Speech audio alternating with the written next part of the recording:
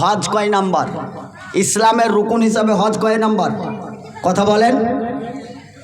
হজ 5 number. হজ 5 number. আপনি কলেমা পড়েছেন, ঈমান নিয়ে এসেছেন, বাস আলহামদুলিল্লাহ 1 নাম্বার হলো। তাহলে যখন আপনি কলেমা পড়েননি, 1 নাম্বার যখন কলেমা পড়লেন, কলেমা পড়ার সঙ্গে সঙ্গে আপনার যখন দেখা গেল কলেমা পড়লেন, তখন আপনার বাপ যদি মুশরিক থাকে, আপনার মা যদি মুশরিকা থাকে, তাদের জমি সম্পত্তি টাকা পয়সা আপনার জন্য হারাম। আপনি তাদের ওয়ারিশ হতে পারবেন না। কেন?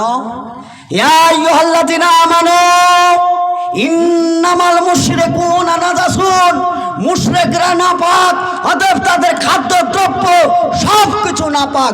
তুমি যখন কলেমা পড়েছো, পবিত্র জায়গায় এসছো, তখন ওই নাপাকের হকদার তুমি হতে পারবে না। কথা বুঝে আসে? তাহলে কলেমা পড়লাম, আমি মুসলিম হলাম, আমার রক্তটা এখন জান্নাতি রক্ত, আমি জান্নাতের নৈকট্য লাভ করব। তাহলে বড় গরু জবাই করে খানা দেওয়া দরকার ছিল। 1 নাম্বার। কেউ কলেমা পড়ে গরু জবাই করেছে? করেনি। নাম্বার 2 সালাত। নাম্বার 2 সালাত। কলেমা পড়ার সঙ্গে সঙ্গে তার উপর অপরিহার্য হলে আল্লাহর কাছে শিরোধার্য, মাথা নত করা অপরিহার্য। তাহলে এতদিন তো মুশরিক ছিলাম, ক্লাবে ছিলাম, আর ক্লাবে লুডু আর ক্যারাম বোর্ড ঠুকেছি, তাস খেলেছি, আস্তাগফিরুল্লাহ আস্তাগফিরুল্লাহ আস্তাগফিরুল্লাহ, আল্লাহজি লা ইলাহা ইল্লাল্লাহুল হাইয়ুল কাইয়ুম ওয়া তুবু ইলাইহি, আল্লাহ তুমি আমাকে ক্ষমা করো, আমি আর এই কাজে নেই। এখন আমি মসজিদে আসছি, পুত পবিত্র হয়ে গোসল টোসল করে আপনি মসজিদে যাওয়ার আগে গরু জবাই করে খানা দেওয়া দরকার ছিল না? গরু জবাই করে খানা দিয়েছি। তাহলে নাম্বার 2 গরু জবাই করে খানা দিই না। নাম্বার 3 হচ্ছে সিয়াম। সারা মাস, রমজান মাস আসলে পেট কামড়ায়, খিচিবিচি করে, পেটে ধরে না, রোজা করতে পারি না। এবার রোজা করব, একবারে নিয়াত বেঁধে ফেলেছি। গরু জবাই করে কেউ 3 নাম্বার সিয়াম পালন করি নাই। নাম্বার 4, এই নাম্বার 4 নাম্বারটা হচ্ছে যাকাত। আকিমুস সালাহ ওয়া আতুজ যাকাত। এর আগে অনেক ধন সম্পদ মাল ছিল, জাকাত দিই নাই, এবার থেকে জাকাত দেবো, জাকাত অস্বীকার করব না, নিয়াত করেছেন। গরু জবাই করে খানা টানা দিয়ে জাকাত দেওয়া হয়। 4 নাম্বার ইসলামের রুকুনে গরু জবাই করে খানা টানা দিয়ে জাকাত দিতে পারলেন না। 5 নাম্বারে হজ করতে যাবেন, এই 5 নাম্বার অধ্যায়ে গরু জবাই করে খানা দিচ্ছেন কেন? 1 থেকে 4 পর্যন্ত পারলেন না। ইসলামের গুরুত্বপূর্ণ অধ্যায় পারলেন না। 5 নাম্বারে আপনি গরু জবাই করে খানা দিচ্ছেন, এই খানাটার নাম হচ্ছে বেদাত। ওয়াকুল্লা বেদাতিন দালালা ওয়াকুল্লা জালালাতিন ফিন্নার। এই গরুতে আপনাকে জাহান্নামে নিয়ে যাবে। অতএব একটা গেল। এবার হজে যাবে, গরু জবাই করে খানা টানা দেওয়ার পরে বাড়িতে উকিল হাকিমকে তুলে নিয়ে এসে এই রোডের ধারের জমি যেগুলো ছিল সব বেটাদের নামে, আর যেটা অনাবাদ এখনো 300 টাকা কুইন্টাল জমি, সেটা মেয়ের নামে। মেয়ে চোখের পানি কানতে কানতে এসে বলছে, তোমার জামাই গরিব মানুষ দেখে দিলাও, আমার জমিটা না দিলে হতো না, আমি তো জামা দিয়ে এখানে একটা দোকান দিয়ে, পানের দোকান দিয়ে খেতে দাও। বাপের পা ধরে চোখের পানি ফেলে কান্না করে গোটা শাড়ি ভিজে গেল। বাপের ওই হৃদয়টুকু ভিজতে পারলো না। বলছে, মা আমি তো হজে যাচ্ছি, কাবায় যেয়ে তোর জন্য বরকতের দোয়া করে দেবো। আরে তোর বরকতের গোষ্ঠী বরকত এখানে থো, তুই বরকতের দোয়া করতে যাবি কেন ওখানে? কাবা তো পবিত্র, তোর মতন নাপাক হাজি ওখানে কেন নাপাক করতে যাবে? অতএব মৌলভী সাহেব, নবী করিম সাল্লাল্লাহু আলাইহি সাল্লামের উপর যে কোরআনটা অবতীর্ণ হয়েছিল, সেই নবী বলেছেন যে কোরআনের ভাগ করতে গিয়ে যদি দুনিয়াতে দেওয়া হয় বিলি বন্টন করে বাপ, তাহলে বাপকে ভাগ করতে হবে। ছেলেও যতটুকু পাবে, মেয়েও ততটুকু পাবে। বাপ কোনোদিন ওয়ারেস ভাগ করতে পারবে না। 10 কাঠা বড় ছেলেকে দিলে মেজো ছেলেকে 10 কাঠা, মেয়েটাকেও 10 কাঠা দিতে হবে। ওইখানে 5 কাঠা দেওয়ার অধিকার তুমি আল্লাহর আসনে বসো নি, আল্লাহ তোমাকে ওই আসন দেয়নি, তবে একেও 10 কাঠাই দিতে হবে। বলেন যে বাপগুলো হক মেরে দিয়ে বাপের নামে জামাই বিটি কেস করেছে, ওই হাজি সাহেবের গদ্দান ধরে এনে জেলে ভরেছি, দেখবেন তো আসেন। আপনাদের কোরআন থেকে হাজি সাহেব জেল খাটছে, ছোট ভাইকে কুপিয়ে হত্যা করে বড় ভাই জেল খাটছে। আর মুহাম্মদ সাল্লাল্লাহু আলাইহি সাল্লাম ভাই তো দূরের কথা, এক অপরের রক্ত মাংসকে হারাম করেছে। বলেন মুহাম্মদ সাল্লাল্লাহু আলাইহি সাল্লামের যে কোরআন ছিল, ওই কোরআন এই কথা বলেছে, কোনো রমণী যুবতী সামনাসামনি আসলে তোমার চোখ দুটো নিচে করে নিও, কারণ ওতে শয়তান মিশ্রিত নারীরা রাস্তায় যায়, শয়তানের বেশধারী নারীর দিকে তাকায়ও না, চোখের জেনা মহা জেনা, চোখটা নিচে করে নাও।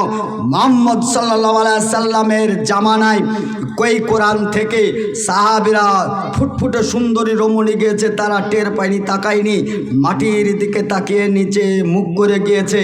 আর আপনাদের বাড়ি থেকে বের করে নিয়ে গিয়ে কেস করাকরিতে কত জনা জেলখানায় ভরা আছে যুবক যুবতী। মৌলভী সাহেব যে কোরআন আছে, কোরআনটা দেখবেন তো আসেন। আপনাদের ওই কোরআন আছে, যেই কোরআনে বলেছে আকাল রবা বাবানে সিরহাম ইসলামকে রাসূল বলে তো তুমহু। মুহাম্মদ সাল্লাল্লাহু আলাইহি সাল্লাম বলেছেন, 1 টাকা পরিমাণ কেউ যদি সুদ খায়, তাহলে সেই সুদের পরিণাম হচ্ছে নিজের মায়ের সঙ্গে 36 বার জেনা করার অপরাধে তার আমল নামায় লেখা হয়।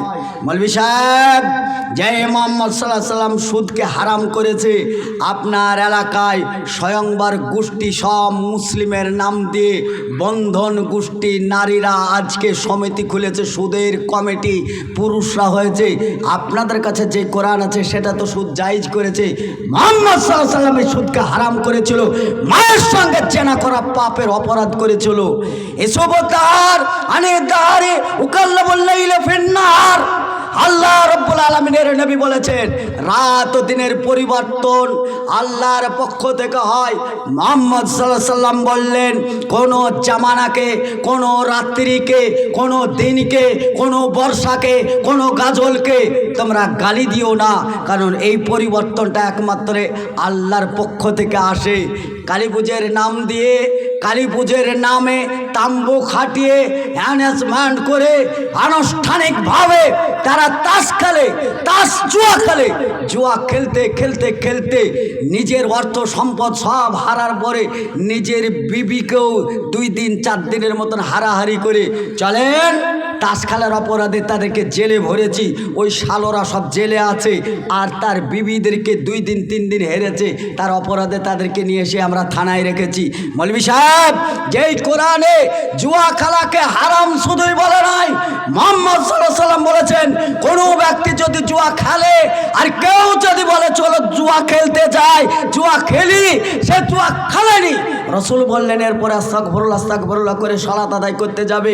সালাত তো দূরের কথা, ইসলামের গণ্ডি থেকে সে বেরিয়ে গেছে।